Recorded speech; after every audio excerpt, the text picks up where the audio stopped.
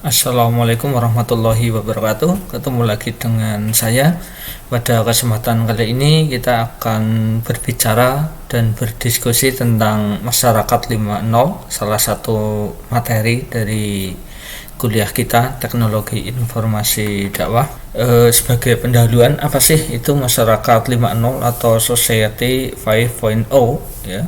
Di sini ada definisi dari seorang ahli yaitu Bruno Salges itu ya, tahun 2018 mendefinisikan masyarakat 5.0 itu adalah masyarakat yang cerdas, di mana ada integrasi ya antara dunia fisik ya, ruang fisik dengan ruang virtual. Itu diungkapkan oleh Bruno Salges tahun 2018 di dalam bukunya Society 5.0 Industry of the Future, Teknologi, Method and Tool. Nah, ini adalah yang menjadi referensi utama pada materi kita pada kali ini ya. Nanti akan saya upload juga di e-class. Nah, masyarakat 5.0 ini apa? Kalau menurut Fukuyama itu adalah masyarakat informasi yang dibangun di atas masyarakat 4.0, di mana itu bertujuan untuk masyarakat yang berpusat pada manusia dan sejahtera. Ini menurut Fukuyama tahun 2018. Jadi terminologi masyarakat 5.0 itu pertama muncul itu di Jepang itu ya, Perdana Menteri Jepang di sana yang kemudian meluncurkan manusia masa depan, di mana diistilahkan dengan masyarakat 5.0 atau Society 5.0. Nah, sebelum kita bicara lebih jauh tentang masyarakat 5.0 atau Society 5.0 itu ya. Nah, kita lihat dulu evolusi masyarakat ketika di sana sudah sampai pada tahap yang kelima. Nah, kita perlu tahu tahap-tahap sebelumnya apa saja sih yang sudah dilalui oleh peradaban manusia ini ya.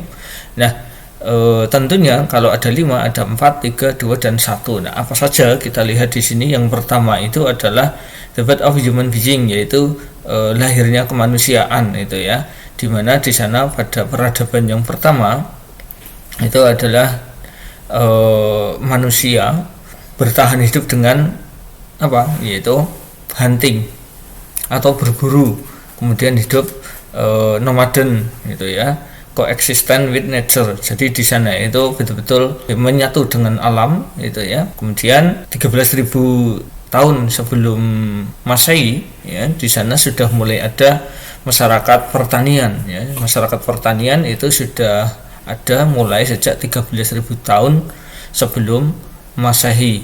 Nah, kalau ditambah sekarang Masehi sudah 2000, berarti sekitar 15.000 tahun yang lalu ya. 15.000 tahun yang lalu itu masyarakat atau umat manusia sudah memulai masyarakat pertanian atau sudah memulai pola bercocok tanam itu ya. Development of irrigation technique, kemudian firm establish of settlement ya. Jadi di sana itu sudah mulai menggunakan irigasi, kemudian sudah hidup menetap di satu tempat gitu ya, tidak berpindah-pindah seperti masyarakat sebelumnya. Kemudian masuk pada akhir abad 18, berarti 1700-an akhir itu mulai masuk masyarakat industri. Jadi yang cukup lama itu memang masyarakat agraris itu ya, masyarakat agraris kira-kira 14.000 ya tahun yang lalu untuk beralih ya. Jadi butuh waktu yang sangat lama dari masyarakat agraris ke masyarakat industri, itu butuh sekitar 14 abad gitu ya. Nah, dimana akhir tahun 1700-an itu ya, itu ditandai masyarakat industri itu muncul, ditandai dengan penemuan mesin uap yang ada di lokomotif ya. Kemudian selanjutnya di sana produk-produk industri itu diproduksi secara massal itu ya, start of mass production. Nah, ini adalah masyarakat industri yang sampai sekarang juga masih kita rasakan, di mana pabrik semakin hari semakin banyak. Jadi dua yang menjadi penanda masyarakat industri itu adalah dengan ditemukannya mesin uap, lokomotif, kemudian dimulainya proses produksi massal, di mana satu produk itu tidak diproduksi sedikit tapi produksi massal gitu ya. Nah, itu ciri-cirinya. Kemudian masuk pada akhir abad 20 atau akhir 1900-an gitu ya. Nah, di sana masuk masyarakat informasi ya. Awal 1900-an di sana nanti kita bisa lihat tandanya apa masyarakat informasi itu, yaitu invention of the computer, yaitu dengan mulai ditemukannya komputer, di mana komputer itu ditemukan sekitar 1900-an, 1920, 1930, prototipe komputer pada masa awal penemuannya. Dan kemudian start a distribution of information, sehingga dengan penemuan komputer itu dimulailah distribusi informasi. Maka informasi bisa kita dapatkan, dan informasi itu tersebar sangat mudah dan sangat mudah juga untuk bisa kita dapatkan. Maka masyarakat pada saat itu mulai awal 1900-an sampai 2000-an gitu ya. Nah, itu masyarakat informasi. Siapa yang menjadi penguasa, dialah yang menjadi penguasa suatu negara, atau dia yang bisa menghegemoni suatu masyarakat ya. Nah, maka di sana muncullah media-media itu ya, yang dikelola secara masif, secara massal, yang kemudian satu jaringan media, misalnya televisi, yang bisa tayang dimanapun, kapanpun, yang kemudian konten-konten dari media tersebut itu banyak yang berisi propaganda apapun itu ya. Sampai sekarang itu juga masih kita rasakan ya. Kemudian selanjutnya mulai masuk abad 21 ya, mulai abad 21 yaitu 2000-an awal ya. Di sana kita mulai masuk masyarakat 5.0 atau Society 5.0 ya, dimana masyarakat yang sekarang yang sedang kita mulai rasakan itu adalah super smart society, yaitu masyarakat yang super pintar atau super cerdas. Nah, seperti apa nanti detailnya bisa kita lihat selanjutnya. Oke, nah di sini bisa kita lihat ada istilah masyarakat 5.0 dan juga ada istilah industri 4.0. Nah, ini yang sering kita dengar. Nah, mungkin yang sering kalian dengar itu adalah industri yang sekarang sedang menjamur, yang sekarang sedang ngetren, itu adalah industri 4.0. Nah, seperti apa itu ya. Nah, mungkin untuk masyarakat 5.0 itu sendiri kawan-kawan juga belum begitu familiar gitu ya. Nah, tapi di sini ada tabel yang cukup mewakili penjelasan kenapa ada Society 5.0 dan ada Industri 4.0 ya. Nah, untuk bagian yang ada di sebelah kiri ini kita bisa lihat bahwa ini adalah dari masyarakat 1.0, masyarakat 2.0, masyarakat 3.0, masyarakat 4.0, masyarakat 5.0. Seperti tadi sudah dijelaskan di slide yang sebelumnya. Di sana dimulai dari 15.000 tahun yang lalu gitu ya. Kemudian ini 13.000 tahun yang lalu, kemudian akhir abad 18, kemudian akhir abad 20, dan ini mulai abad 21, yaitu mulai tahun 2000-an. Ini tahun 1900-an ini ya.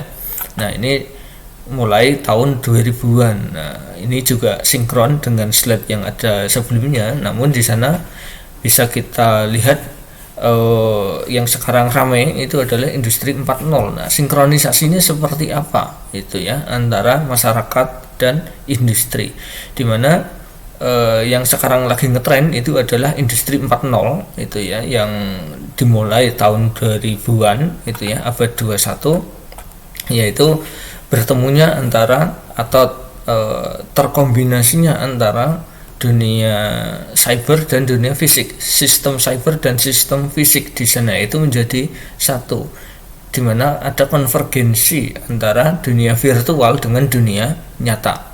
Itu adalah ciri dari industri 4.0. Nah, industri 3.0 itu adalah mengiringi dari munculnya masyarakat informasi, yaitu dengan ditemukannya komputer dan automation atau otomatisasi. Nah, kemudian industri 2.0 itu adalah mulai adanya produksi massal, lalu ada pabrik-pabrik ya, lalu ditemukannya listrik. Nah, ini adalah era industri 2.0. Nah, era industri yang pertama itu adalah era di mana mulai masyarakat industri dimulai, yaitu akhir abad 18, yaitu tahun 1700-an. Ya, di mana di sana ditemukan mesin uap gitu ya, yang kemudian di sana mulai muncul ilmu mekanisasi, kemudian tenaga air itu ya, listrik tenaga air gitu ya, kemudian ada tenaga uap. Nah, ini dengan munculnya industri 4.0 kemudian menghasilkan masyarakat 3.0 gitu ya. Jadi industri 1.0 ini adalah dengan ciri khasnya itu adalah penandanya adalah ditemukannya mesin uap itu. Kemudian industri 2.0 itu adalah mulai adanya produksi massal awal tahun 1900-an ini ya, abad 20 ini. Jadi ada masyarakat industri, kemudian ada banyak bermunculan pabrik-pabrik, lalu ditemukannya listrik. Nah, ini adalah industri 2.0. Industri 3.0 itu adalah ditemukannya komputer, kemudian dan juga mulai ada otomatisasi itu ya. Dan industri 4.0 itu adalah adanya dunia cyber ya, sistem yang terkombinasi antara dunia fisik dan dunia cyber. Nah, ini adalah milestone dari masyarakat, peradaban masyarakat dan peradaban industri atau perkembangan industri. Masyarakat sampai sekarang itu sudah berkembang dari 5 peradaban ini, sampai sekarang adalah peradaban yang kelima. Tidak tahu nanti seperti apa peradaban untuk society 6.0. Nah, belum ada di bayangan kita gitu ya. Termasuk juga nanti di sana industri 5.0 itu apakah akan singular atau akan linear perkembangannya dengan masyarakat 5.0 atau sebaliknya gitu ya. Nantinya akan ada society 5.0 ada society 6.0, lalu ada industri 5.0 itu ya, atau yang mendahului industrinya kemudian akan menciptakan masyarakatnya. Nah, ini yang saya kira bisa menjadi bahan diskusi bagi kita, apakah industri ini yang kemudian mempengaruhi masyarakat atau masyarakat yang mempengaruhi industri. Nah, bagi kalian yang punya argumen silakan bisa didiskusikan di WA atau di e-class gitu ya. Nah, ini sekilas tentang masyarakat dan hubungan antara masyarakat dan industri, masing-masing milestone perkembangannya. Kemudian kita belajar dari sejarah bahwa kontribusi masyarakat di masa lalu terhadap masyarakat 5.0 itu apa saja ya. Ini masyarakat 5.0 itu ya, dimana kontribusi dari masyarakat 1.0 itu apa, dimana di masyarakat 1.0 itu adalah eranya berburu dan meramu, nomaden itu ya, sangat dekat dengan alam atau menyatu dengan alam.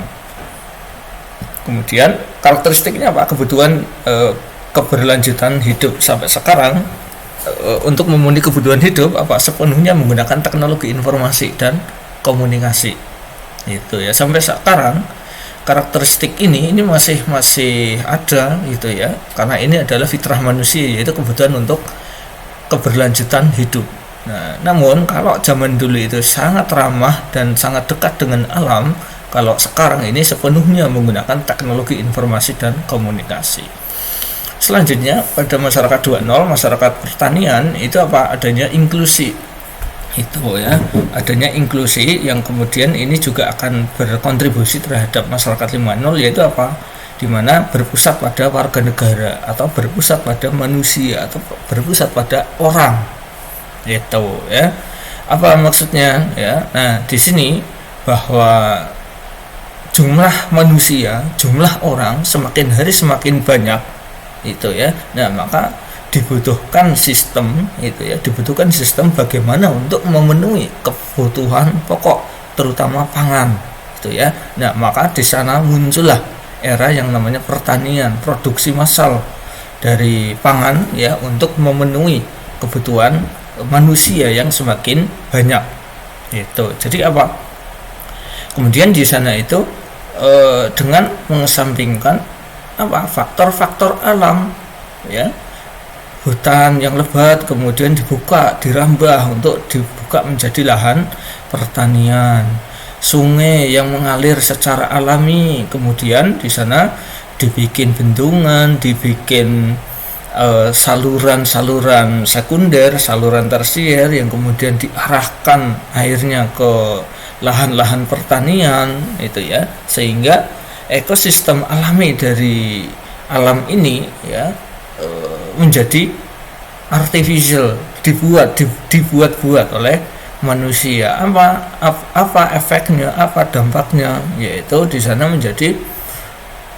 terjadi ketidakseimbangan gitu ya, terjadi ketidakseimbangan alam. Kenapa? Karena sudah direka-reka oleh manusia, sudah direka-reka oleh orang untuk bagaimana memenuhi hasrat, memenuhi nafsu gitu ya dari manusia itu untuk menguasai alam. Nah, mulai era pertanian ini memang pola pikir manusia itu berubah dari apa? Yaitu dari bahwa alam itu adalah sebagai sahabat, alam itu ketika bicara alam maka menyatu dengan alam itu ya. Nah, tapi dengan munculnya masyarakat 2.0, pola pikirnya itu berubah, di mana menganggap alam itu adalah sebagai eksternal atau sebagai sesuatu yang di luar manusia, yang kemudian itu bisa kita berdayakan, kita bisa eksploitasi alam itu ya. Nah, itu sangat-sangat berbeda antara masyarakat zaman dulu dan masyarakat pertanian, masyarakat 1.0 dan masyarakat 2.0. Nah, ini yang perlu kita perhatikan. Tidak ada yang perlu disesali. Kenapa? Ya karena memang itu sudah sunnatullah, itu ya memang harus jalan seperti itu. Manusia semakin hari semakin banyak, kebutuhan akan pangan itu juga semakin banyak juga. Nah, maka memang mau tidak mau manusia itu berpikir, karena memang dianugerahi akal dan pikiran, sehingga muncul masyarakat pertanian ini. Kemudian masuk ke era industri atau masyarakat 3.0, yaitu masyarakat industri. Di sana itu efektivitas, di mana membutuhkan partisipasi semua orang, ya, membutuhkan partisipasi semua orang, ya. Nah, di sini apa? Adanya produk-produk, adanya pabrik, adanya mesin-mesin produksi, adanya alat-alat transportasi, itu adalah dalam rangka untuk memberikan pelayanan yang massal kepada masyarakat yang juga jumlahnya semakin besar, semakin banyak. Maka bagaimana supaya bisa efektif? Bagaimana pertanian supaya bisa efektif? Maka muncullah di sana alat-alat berat untuk pertanian. Bagaimana untuk mengeksplorasi alam secara lebih efektif lagi, yaitu menggunakan alat-alat berat. Maka muncullah di sana industri tambang, muncullah industri otomotif, muncullah industri alat-alat berat, muncullah industri sandang, muncullah industri segala macam. Itu sekarang atau di era industri itu adalah semuanya menjadi industri yang bisa menghasilkan keuntungan bagi segelintir orang, bagi yang punya modal. Namun demikian, kegiatan-kegiatan massal, industri massal itu membutuhkan partisipasi semua orang. Maka muncullah di sana ada sebagian besar partisipasi semua orang, itu sebagian besar itu adalah menjadi pekerja atau buruh. Ya, maka sebagian besar itu adalah masyarakat buruh, masyarakat pekerja. Itu masyarakat industri. Kemudian masuk ke masyarakat 4.0 atau masyarakat informasi. Di sana itu muncul pekerjaan-pekerjaan yang membutuhkan kekuatan, kecerdasan, dan juga pengetahuan. Selain industri juga masih tetap jalan, pertanian juga masih tetap jalan, tambah lagi di sana banyak muncul kekuatan baru yang mengandalkan kecerdasan, mengandalkan pengetahuan. Nah, apa yang kemudian berkontribusi terhadap masyarakat 5.0, yaitu nilai bersama, kemudian berkelanjutan, inklusi, efektivitas, dan juga kekuatan serta kecerdasan. Sehingga orang yang bisa survive saat ini itu adalah orang yang menggenggam informasi. Nah, inilah beberapa kontribusi dari masyarakat 1, 2, 3, 4 ke masyarakat 5.0, sehingga muncullah wujud masyarakat kita sekarang ini.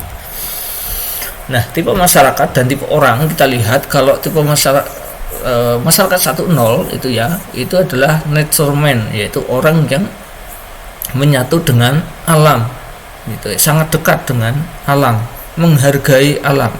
Nah, kemudian kalau masyarakat 2.0 itu civilized man. Nah, apa itu civilized man? Orang yang beradab. Civilis itu beradab. Nah, seperti apa penjelasannya nanti kita lihat. Masyarakat 3.0 yaitu prosthetic man dan juga rational man. Ya, prosthetic itu apa? Masyarakat buatan. Kita lihat nanti ya. Kemudian masyarakat 4.0 yaitu information society man, dan masyarakat yang 5.0 sekarang ini adalah augmented man. Nah, ini lebih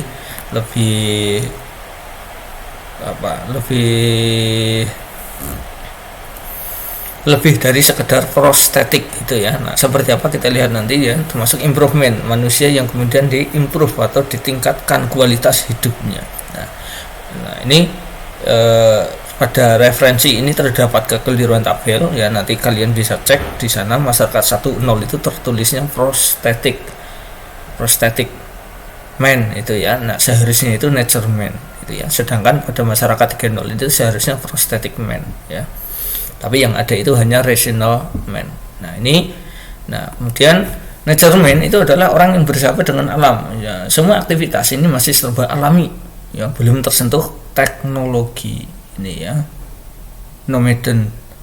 Kemudian semuanya masih serba tradisional, tidak menggunakan alat-alat modern, menyatu dengan alam. Bisa dilakukan. Kenapa? Karena memang jumlah orang pada saat itu masih sedikit, belum relatif banyak seperti sekarang. Civilized man yaitu menjadi manusia berarti menjadi beradab, yaitu keluar dari alam. Apa maksudnya? Yaitu manusia harus hidup dalam pergaulan yang bermartabat dengan sesamanya. Itu ya. Kenapa? Manusia makin banyak. Inilah mulai masuk yang namanya humanisme, kemanusiaan. Dia harus terlibat dalam pembangunan dunia yang diatur oleh nilai-nilai humanis. Manusia beradab seperti itu bertentangan dengan manusia alami. Kenapa? Civilized man itu menganggap ya, alam ini adalah sesuatu yang di luar, sesuatu anugerah yang bisa kita eksploitasi. Itu ya, sebagai pihak lain yang kemudian bisa kita eksploitasi.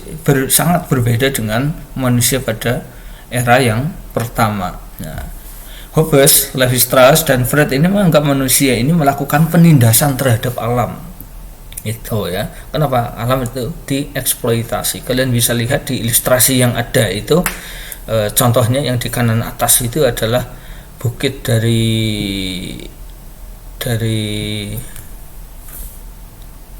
bukit Puncak Jaya yang ada di Papua, yang kemudian setelah dieksploitasi jadi tambang emas oleh Freeport. Kamu bisa lihat di sana sangat memprihatinkan, yang dulunya bukit gunung yang indah menjadi lembah yang penuh kenistaan seperti itu.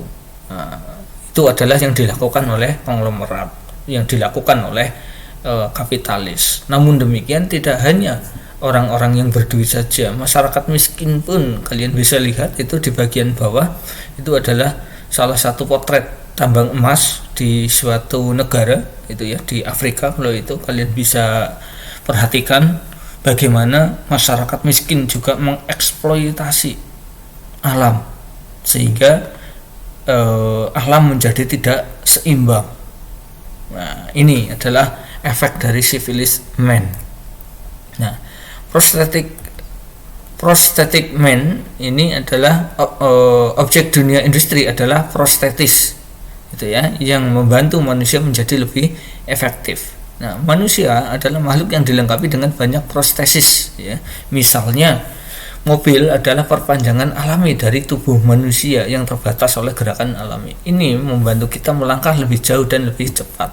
Jadi prostetik itu adalah masyarakat buatan ya, yang sudah tidak alami lagi ya. Manusia secara alami itu adalah berjalan kemana-mana, berjalan ya, namun kemudian dibuatlah teknologi yang menjadi manusia buatan dalam tanda kutip. Mobil itu adalah salah satu hasil dari prostetik ini yang bisa memunculkan istilah prostetik itu ya, yaitu manusia yang sudah tidak sewajarnya. Itu begitu. Information Society Man ini adalah manusia yang mengandalkan komputer dan internet untuk memenuhi kebutuhan informasi. Nah, orang yang tidak punya akses informasi ini dikatakan sebagai orang yang terbelakang. Nah, ini sekarang ini ya, seperti berita yang baru-baru ini kita dengar itu yang terkait dengan bagaimana seseorang yang update status di media sosial, di mana dia akan gaul ketika jalan-jalan di mall dengan menenteng gadget keluaran terbaru itu ya, yang kemudian itu menjadi viral. Nah, itu gambarannya adalah seperti itu masyarakat sekarang ini itu ya. Jadi orang yang menang itu adalah orang yang menggenggam informasi. Ini masyarakat informasi. Nah, terjadi banjir informasi dan data akibat perkembangan teknologi informasi. Nah, ini adalah yang kita bahas di beberapa pertemuan sebelumnya terkait dengan terkait dengan big data ya, di mana produksi data ya yang dihasilkan dalam 1 detiknya, dalam 1 menitnya itu ada statistiknya di sana. Silakan bisa dibuka lagi slide-nya yang memang betul-betul luar biasa gitu ya. Upload YouTube, update status dan seterusnya. Nah, sulit membedakan antara fakta dan opini. Nah, ini juga menjadi masalah tersendiri dengan banyaknya hoax yang bertebaran itu ya.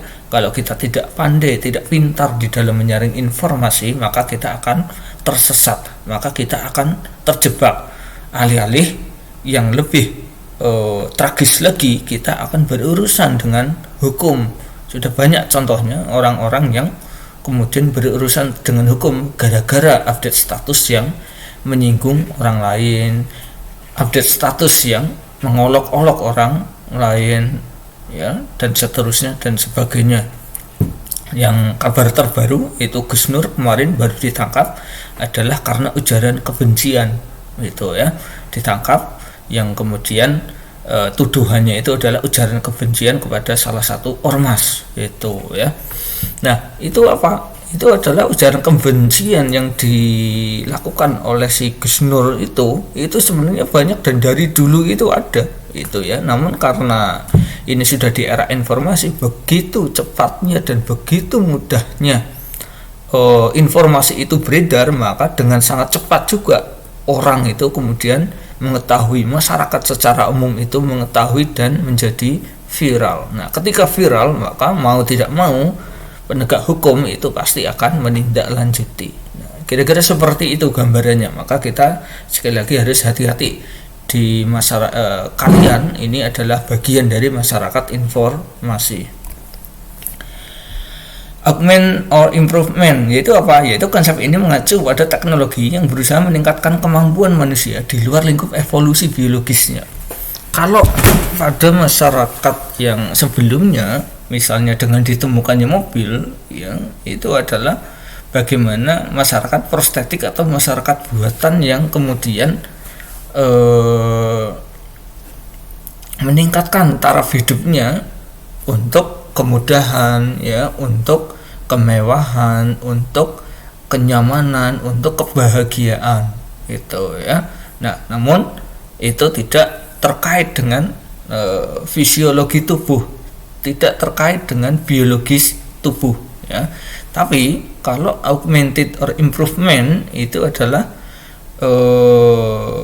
berusaha meningkatkan kemampuan manusia di luar lingkup evolusi biologisnya. Jadi hambatan-hambatan, kekurangan-kekurangan biologis yang ada pada diri manusia itu berusaha untuk ditingkatkan, untuk augmented itu istilahnya adalah diperbaiki itu ya. Nah, sehingga di sana itu muncul istilah namanya cybernetic dan cybernic, ya, di mana cybernetic dan cybernic adalah perwujudan dari augmented or improvement. Masyarakat 5.0 ini terlibat sebagai aktor dalam kedua hal tersebut, yaitu augmented or improvement gitu ya. Nah, seperti apa kita lihat ya, dimana salah satu jargon atau moto dari Cybernetics itu adalah fusion of human, machine and information system, yaitu menyatunya antara manusia, mesin dan juga sistem informasi. Cybernetic dan cybernetic. Cybernetic itu apa? Cybernetic ini adalah sebagai sebuah ilmu yang memproses informasi, pengambilan keputusan, pembelajaran, adaptasi dan organisasi yang terjadi dalam individu, kelompok, organisasi, ya, bangsa atau mesin. Ini cybernetic. Jadi sebagai ilmu yang memproses informasi, pengambilan keputusan, pembelajaran, adaptasi, itu ya, dan organisasi yang terjadi. Nah, proses-proses itu terjadi di mana? Baik itu di individu, terjadi di kelompok, terjadi di organisasi, terjadi di bangsa, ataupun terjadi pada mesin. Ini cybernetic. Jadi ilmu yang sangat interdisipliner di sana, sangat luas itu ya. Intinya memproses informasi. Kalau kita pendekkan itu, cybernetic itu adalah ilmu untuk memproses informasi.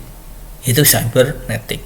Nah, cybernetics ini apa? Yaitu adalah alat yang diimplementasikan untuk melakukan cybernetic. Nah, seperti apa konsepnya? Kita lihat. Alat, ya memang wujudnya alat gitu ya. Ini cybernetic, yaitu kajian interdisipliner yang bertujuan mengembangkan teknologi, industri dan masyarakat. Itu cybernetic. Jadi ada cybernetic, ada cybernetic. Nah, di mana untuk membantu mendukung dan memeriksa fungsi tubuh manusia. Jadi keterbatasan biologis, keterbatasan fisiologis manusia itu ke depan akan dijawab, akan dipecahkan dengan ilmu yang namanya cybernetic ini. Nah, cakupan bidang cybernetic meliputi pengembangan dan penyebaran robot medis, ya, robot medis. Jadi pelayanan kesehatan itu nanti akan dibantu dengan robot, ataupun ya di sana seperti terlihat di dalam gambar ini adalah salah satu contoh dari bagaimana wujud dari robot medis ini ya, robot medis. Jadi bagaimana orang yang mempunyai keterbatasan itu ya, ataupun orang sehat pun itu nanti bisa menggunakan ini untuk apa? Untuk melakukan monitoring itu ya terhadap aktivitas biologisnya. Apa aktivitas biologis? Mulai dari aktivitas darah, aktivitas jantung, aktivitas dalaman atau organ dalam dari tubuh manusia ataupun organ luar dari tubuh manusia. Semuanya itu akan bisa direkam dengan alat ini yang namanya itu adalah sebentar mana ya, namanya itu HAL atau Hybrid Assistive Limb itu ya. Ini namanya adalah Hybrid Assistive Limb, yaitu membantu orang dengan mobilitas terbatas untuk mendapatkan kembali kemampuan semula. Tujuannya mulia, tapi nanti tidak menutup kemungkinan orang-orang yang sehat pun seperti kita itu akan tergiur untuk memasang alat-alat cybernetic itu. Kenapa? Ya karena menjanjikan untuk mengetahui aktivitas aktivitas biologis yang ada di tubuh kita. Nah, itu cybernetic ya. Tadi robot medis, kemudian asuhan keperawatan ya. Asuhan keperawatan ya, di sini nanti tanpa kita pergi ke dokter ya, dengan melihat aktivitas kita, dengan melihat kita kemana saja, kita ngapain saja, kita makan apa, kita naik apa, kita bersama siapa, itu semuanya akan terekam oleh sistem informasi yang kemudian itu bisa memberikan atau bisa merangkum dan kemudian memberikan kesimpulan kepada kita sebagai manusia. Itu namanya asuhan keperawatan. Jadi nanti misalnya kita banyak aktivitas di hari ini ya, kita melakukan ini terekam di internet, kita melakukan itu terekam di internet. Semua aktivitas kita sekarang itu ada di internet, yang kemudian bisa komputer atau internet secara cerdas itu akan memberikan rekomendasi di sore hari. Misalnya, aktivitas kamu hari ini sudah sangat banyak, saatnya kamu refreshing. Jika dipaksakan, maka organ tubuhmu, jantungmu akan berdetak kencang. Misalnya, kamu pengidap penyakit gula, hari ini kamu sudah makan gula atau sudah minum gula sebanyak sekian gram, maka hindari atau kurangi konsumsi gula agar kamu tetap sehat. Nah, dari mana kok mesin itu tahu? Dari mana kok asisten pribadi kita kok tahu? Nah, di mana itu kemudian pemberitahunya? Bisa melalui gadget kita, bisa melalui perangkat-perangkat pintar yang menempel di tubuh kita, ya. Nah, dari mana itu informasinya? Dari yang namanya IoT atau Internet of Things, di mana semua objek itu ya, itu akan tersambung ke internet. Naik kendaraan nyambung di internet, kendaraannya mobil pintar. Kita bersepeda, sepedanya itu ada IoT-nya, ada perangkat IoT-nya. Kemudian kita naik kendaraan umum pasti ada IoT-nya. Naik kendaraan umum seberapa jauh, yang ada di sekitar kita siapa saja, semuanya juga terekam pakai semacam Google Map atau yang sejenisnya. Nah, itu tak terbayangkan bagaimana nanti ke depan kita itu akan hidup dengan dimanjakan oleh teknologi. Nah, itu begitu ya. Nah, detail cybernika ya di sini, selain alat yang tadi ini ya, ini yang masih dikembangkan juga di Jepang, itu masih tahap uji coba ya. Nah, kemudian di sini ya kita bisa lihat untuk alat-alat dengan berbagai variasi yang lain. Ini dengan alat yang masih cukup rempong juga saya kira, karena banyak kabel, hati-hati bisa nyerimpet. Yang ini agak lebih simpel, dan ini lagi-lagi adalah masih dalam tahap pengembangan, tapi nanti kedepannya akan menjadi hal yang biasa. Menyatunya manusia dengan robot nanti ke depan itu memang akan betul-betul terjadi. Nah, ini adalah alat yang tadi, hal tadi itu ya. Nah, maka dengan kita menggunakan hal ya, itu akan ada controller, ada apa saja sih alat-alat yang ada di dalam hal ini. Ada controllernya, ada baterainya, ada power unitnya, lalu ada bioelectrical sensornya ya, lalu ada angular sensor, lalu ada fluorescent force sensor itu ya. Jadi ada berapa, kalau menimang seorang atau menimang seseorang ini nanti akan menjadi tambah berat, maka itu juga akan terekam dan seterusnya dan sebagainya. Nah, ini orang yang mempunyai keterbatasan fisik nanti akan bisa beraktivitas secara normal, dan aktivitas itu semuanya akan terekam di dalam sistem. Kembali ke jargon dari cybernik, yaitu menyatunya, berfusinya antara manusia, mesin, dan sistem informasi. Nah, ini adalah gambaran masa depan yang pada masa sekarang ini sudah mulai kelihatan prototipe-prototipenya. Tidak terbayang nanti tahun 2050, tahun 2100 gitu ya. Nah, itu akan sangat maju sekali. Bagaimana masyarakat 5.0 beraktivitas ya? Masyarakat 5.0 ini mencapai tingkat konvergensi yang tinggi antara dunia nyata dan dunia virtual. Nah, ini yang tadi saya sampaikan di depan, bahwa nanti bisa jadi orang itu akan sulit membedakan mana dunia nyata, mana dunia virtual. Bisa jadi orang itu akan lebih betah di dunia virtual dibanding dunia nyata. Gitu ya. Pada era masyarakat informasi, orang akan mengakses layanan cloud di dunia maya melalui internet dan mencari, mengambil, dan menganalisis informasi atau data. Orang itu masih mencari dan mencari, browsing, searching gitu ya. Nah, tapi masyarakat 5.0 nantinya itu sejumlah besar informasi dari sensor di ruang fisik ini terakumulasi di dunia maya itu ya.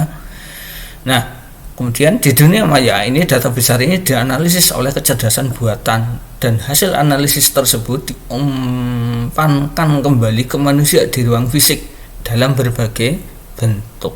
Nah, ini gambarannya kurang lebih yang ada di sebelah kanan ini ya. Nah, kita lihat misalnya keadaan sekarang ini, current society, knowledge and information on share and cross sector value is difficult to create. Nah, jadi di sana itu pengetahuan dan informasi itu masih terbatas untuk share-nya ya, are not shared ya, dan cross sector value is difficult to create. Jadi untuk menciptakan nilai antar sektor itu sekarang itu masih sulit, tapi masih dalam pengembangan ya.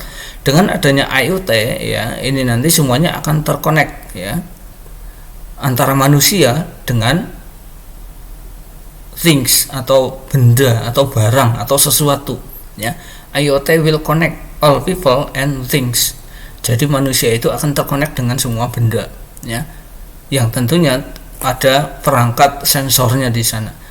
Nah, di mana di sana all sort of knowledge and information will be shared. Jadi kita itu akan bisa langsung mendapatkan informasi secara lebih cepat lagi. Kenapa? Karena share-nya itu dari big data tadi ini dengan AI gitu ya. Dan totally new value will be born, sehingga akan ada nilai-nilai baru yang kemudian lahir gitu ya. Dan seterusnya, ini nanti ada beberapa yang lain, kalian bisa baca lebih detail lagi. Nah, transformasi masyarakat 4.0 menuju 5.0, yaitu dalam masyarakat informasi masa lalu, praktek umum adalah mengumpulkan informasi melalui jaringan dan menganalisis. Nah, ini adalah yang terjadi sekarang itu ya, dan beberapa tahun yang lalu ketika ditemukannya komputer itu ya, tahun 1900-an, lalu 2000-an awal itu ya, ini masih seperti ini. Nah, namun pada masyarakat 5.0 ini orang, benda, dan sistem semuanya terhubung ke dunia maya, dan hasil optimal yang diperoleh AI melebihi kemampuan manusia yang diumpankan kembali ke ruang fisik itu ya. Nah, jadi kurang lebih kalau pada awal 1900-an kemudian awal 2000 sampai awal 2000-an ya, di sini ada ruang cyber, lalu di sini ada ruang fisik, di mana ruang cyber, ruang fisik, orang itu mencari dengan menggunakan sistem navigasi ya, ada Google, ada Yahoo, ada mesin pencari, ada website dan seterusnya. Orang mencari, misalnya saya ingin tahu tentang kesehatan mata misalnya, nah dia cari, dia searching gitu dan seterusnya. Nah, tapi kalau sudah di masyarakat 5.0 nanti akan berbeda. Kemudian personalize information. Nah, setelah dia dapatkan informasi, kemudian dia lakukan analisis menurut dia itu ya. Jadi proses person access and retrieve and analyze the information. Jadi orang itu yang melakukan. Robot ini produce under control of human. Jadi robot-robot yang bekerja di pabrik di sana itu masih ada kendali manusia gitu ya. Nah, tapi nanti ke depan semuanya itu sudah serba otomatis. Misalnya apa? Automatic driving ini ya. Orang mau pergi kemana tinggal dia setting saja melalui komputer yang ada di HP, dan ada di mobilnya. Dia mau pergi ke suatu tempat yang dia tidak tahu, dia tinggal setel saja gitu ya.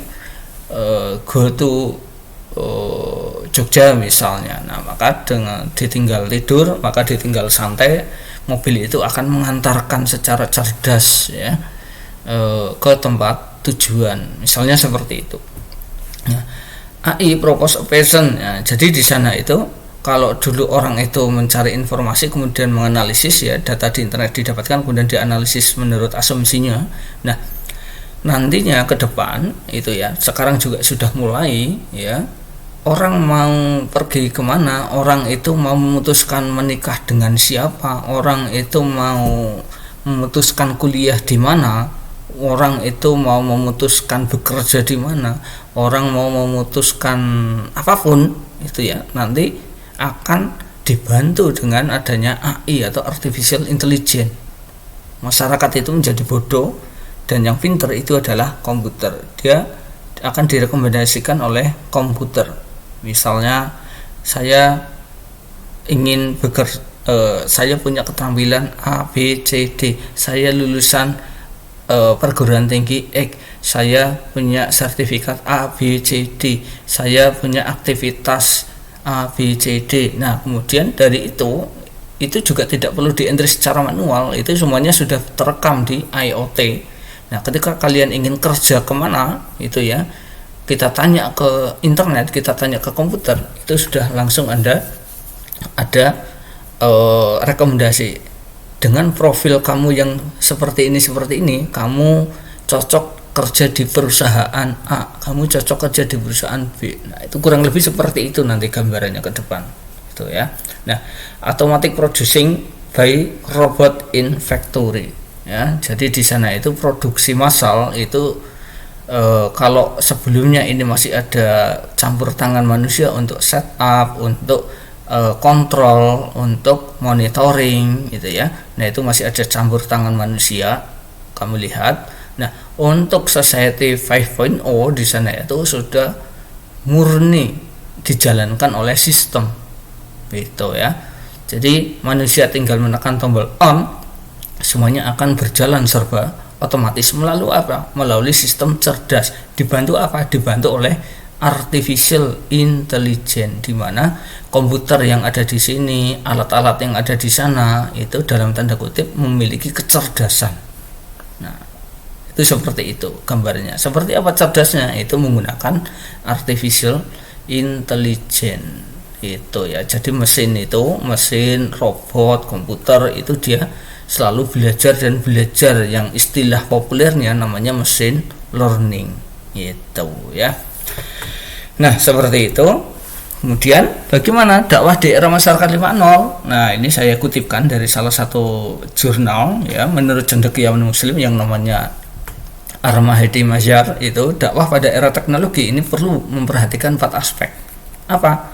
Yang pertama yaitu perlunya langkah tazkiyatun nafs, gitu ya, yaitu pembersihan diri, pembersihan dari hawa nafsu ya pada tingkat individu. Kemudian yang kedua adalah sabar dan syukur pada tingkat kelompok, itu ya.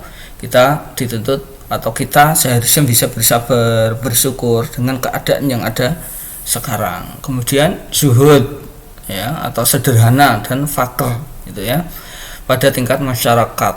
Serta ini pengembangan sains yang berlandaskan tauhid. Nah, nanti untuk lebih jelasnya dari bagaimana dakwah di era masyarakat 5.0 ini ya, dakwah pada era teknologi ini seperti apa, nanti kalian bisa cek selengkapnya di jurnal ini ya. Ini jurnal ilmu dakwah gitu ya, yang diterbitkan oleh Fakultas Dakwah UIN Bandung kalau tidak salah ini ya. Nah, ini silakan nanti kalian bisa klik. Kemudian jargon dakwah. Nah, ini kita lihat bagaimanapun kondisi masyarakat. Ini versi saya. Bagaimanapun kondisi masyarakat, dakwah menyeru kebaikan ini senantiasa harus terus dikumandangkan. Itu ya. Masyarakat 1.0, masyarakat 2.0, masyarakat 3.0, masyarakat 4.0, masyarakat 5.0. Seperti apapun perkembangan masyarakat itu ya, dari masyarakat 1.0 sampai masyarakat 5.0, itu tetap di sana dakwah harus selalu terus dikumandangkan, jangan sampai tidak. Dan kalian sebagai salah satu kader dakwah maka harus siap-siap bagaimana mengantisipasi dengan karakteristik masyarakat yang memang betul-betul berbeda dengan masyarakat informasi, apalagi dengan masyarakat industri, apalagi dengan masyarakat agriculture atau masyarakat pertanian, itu ya sangat berbeda. Maka berdakwahlah sesuai dengan kapasitas masyarakat.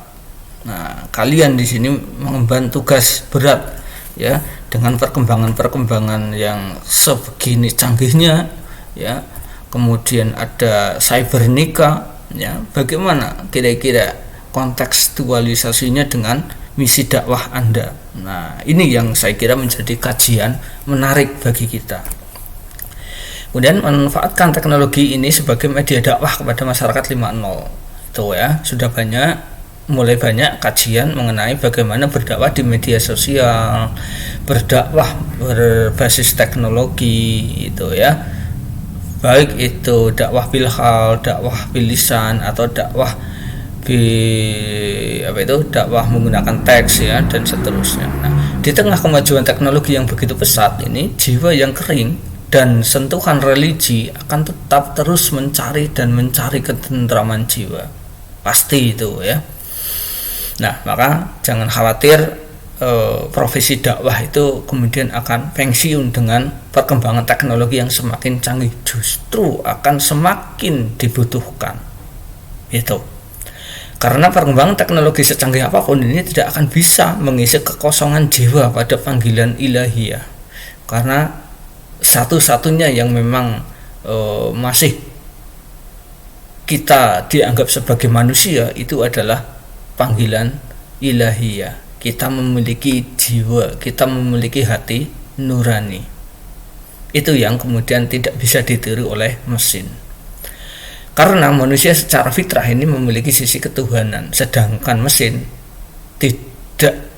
Siapa Tuhannya mesin adalah manusia. Manusia siapa Tuhannya, yaitu Allah Subhanahu wa Ta'ala. Saya kira seperti itu ya, untuk kontekstualisasi bagaimana peran dakwah nanti di dalam teknologi atau di dalam masyarakat 5.0. Kalian memiliki misi, yaitu misi berdakwah di masyarakat yang betul-betul berbeda dengan masyarakat 4.0, apalagi masyarakat 3.0, apalagi masyarakat 2.0. Itu ya, sangat berbeda. Ketika metode dakwah yang kemudian Anda gunakan itu adalah masih dakwah jadul itu ya, dakwah yang masyarakat 3.0 atau masyarakat 2.0, ya tentunya menjadi ketinggalan dan tidak relevan. Misalnya kalian masih berdakwah menggunakan selebaran khutbah Jumat selembar atau 2 lembar itu ya, yang ada ditaruh di depan masjid. Siapa yang mau ngambil? Nggak ada. Misalnya begitu ya. Kemudian ceramah dari masjid ke masjid, ceramah dari musola ke musola itu ya, mengandalkan Anda diundang oleh pengurus takmir masjid itu ya. Nah, itu kapan? Nah, maka menjadi tugas Anda nanti untuk menjadi juru dakwah yang milenial. Seperti apa? Nanti kita akan lihat di pertemuan-pertemuan yang selanjutnya. Saya kira itu yang bisa saya sampaikan untuk penjelasan materi mengenai masyarakat 5.0 ini. Kita memiliki tugas yang cukup berat untuk bagaimana berdakwah di masyarakat yang serba teknologi seperti sekarang ini, gitu ya. Nah, namun dengan keyakinan yang pasti dan pertolongan dari Allah, insya Allah kita akan bisa mengemban misi ini dengan sebaik-baiknya. Saya kira itu. Terima kasih atas perhatiannya. Mohon maaf kalau ada kesalahan kekurangan. Saya akhiri. Assalamualaikum warahmatullahi wabarakatuh.